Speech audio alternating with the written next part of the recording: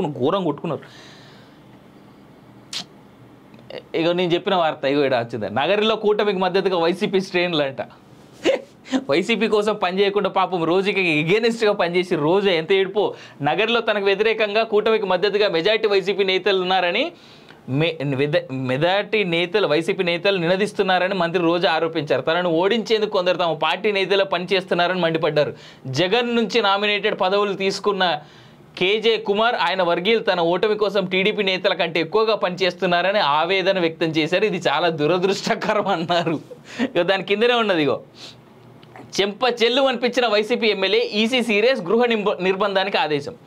MLA ఓటర్ని కొట్టిండు. ఆ voter ఇమ్మీడియట్గా మళ్ళీ తిరిగి కొట్టారు. పాపం ఎమ్మెల్యే అనుచరులు అందరూ ఆ ఓటర్ని కొట్టారు. ఆయన కన్ను ఇంత వాచిపోయింది. చాలా దారుణం.